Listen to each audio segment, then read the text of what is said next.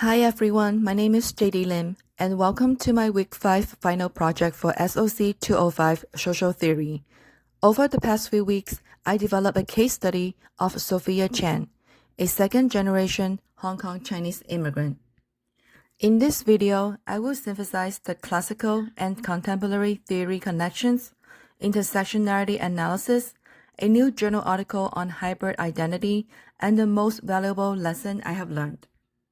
My character is Sofia Chen, a 20-year-old second-generation immigrant from Hong Kong, born and raised in Pico Rivera, California. Her parents, first-generation immigrants, own and operate a small family dim sum restaurant. Sofia has helped there since childhood, absorbing values of hard work, filial piety, and collective family responsibility. She is now a junior at Cal State LA, majoring in sociology with a minor in ethnic studies, and she actively participates in the Asian American Student Association while volunteering with local organizations supporting immigrant families. In her early life, Sofia navigated a bicultural world. At home, she spoke Cantonese, celebrated Chinese festival, and contributed to the restaurant. At school, she excelled academically and was often labeled a model student. Yet, she also experienced subtle othering, comments about her lunch, assumptions about her accent or ability, and the quiet weight of model minority expectations. These experiences lead her to develop a reflective practice, often sitting under a large oak tree in a local park to process her two-ness and make sense of the competing demands of heritage and American life. Building on that foundation, Sofia has entered young adulthood. She chose sociology to critically examine the structural forces shaping her community.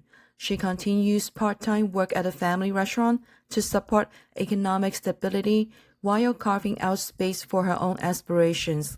On campus, she joined the Asian American Student Association, organizing events on immigrant rights and anti-Asian hate, and she volunteers with local nonprofits. These phases show her actively negotiating hybrid identity, honoring family and cultural continuity while building autonomy and advocating for others in the diaspora. W.E.B. Du Bois' double consciousness is a classical theory describing the internal conflict of marginalized people who must see themselves through the dominant group's eyes while maintaining their own sense of self, creating a veil and a profound two-ness. For Sofia, this appears as the ongoing tension between her Chinese heritage and family obligation at the restaurant and her American college life and personal ambitions. She feels the weight of being viewed through the model minority lens, which both affirms achievement and fragments her authentic identity. Critical race theory, especially through the model minority myth, provide a contemporary lens. This myth functions as a controlling image that obscures diversity, mental health struggle, and systemic barrier within Asian American community, while legitimizing inequality by positioning us as the sick story who don't need support. In Sofia's story, we see this clearly. Teachers and advisors often assume she needs no help because she fits the stereotype, while she quietly carries the pressure to succeed for her parents' sacrifice and emotional labor of restaurant work. CRT reviews these not as personal shortcomings, but as structural features of racialized expectation in education and the economy, exactly the kind of analysis our course encourages us to apply to real diaspora life. In Week 2, we apply intersectionality, drawing on Kimberly Crenshaw and Patricia Hill Collins. Sofia's experiences cannot be reduced to any single category. As a young Chinese American woman from a working middle-class immigrant family in the diaspora, her double consciousness shaped by intersecting forces, gender expectation of filial piety and emotional labor within the family, class reality that ties economic survival to cultural continuity through the restaurant, and second-generation pressures to make good on her parents' sacrifice while forging her own path in college and advocacy. This intersectional position creates both heightened constraint and unique sources of strength and agency. Sofia experiences distinct emotional labor, yet her multiple standpoints give her inside knowledge that fuels meaningful advocacy, whether addressing anti-Asian hate or supporting other immigrant families. Week 5 Diaspora reading on the Diasporic hybrid remind us that this is not merely fragmentation, but a dynamic, creative space for negotiating belongings, autonomy, and cultural continuity.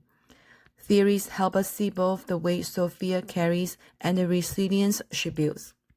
A new journal article by New and Su, drawing on frameworks of multiple modernity, digital diaspora, and hybrid identity, show how digital platforms like WeChat help American-born Chinese maintain rational and familial obligations, staying connected to heritage and family duties while simultaneously fostering emerging economic autonomy and culturally situated practice in the United States. These speak powerfully to Sofia's experience.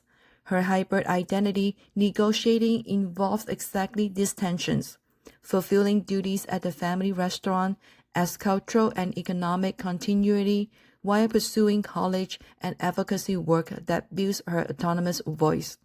The article illustrates how diaspora individuals creatively use available tools, digital or otherwise, to bridge walls and sustain resilience, turning the two-ness we analyze through Du Bois and CRT into a site of agency rather than only conflict.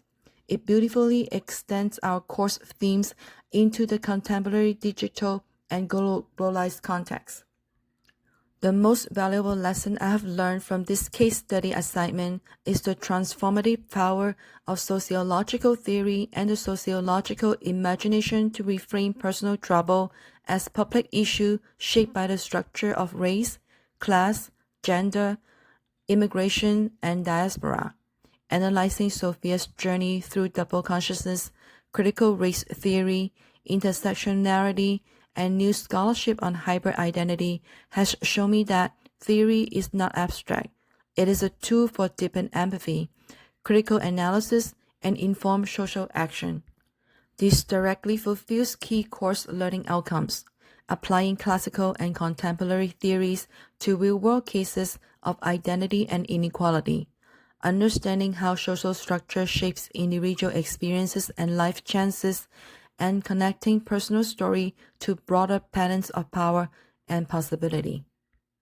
As someone worked daily as an instructional aide with neurodivergent students and families from similar immigrant and working class backgrounds in Pico Rivera, this case study has sharpened my ability to see the whole person in social context and to advocate for more equitable, culturally responsive supports. Sofia's story and the diaspora frameworks we explore remind us that hybrid identity are sites of both struggle and creative resilience. Thank you for engaging with this analysis.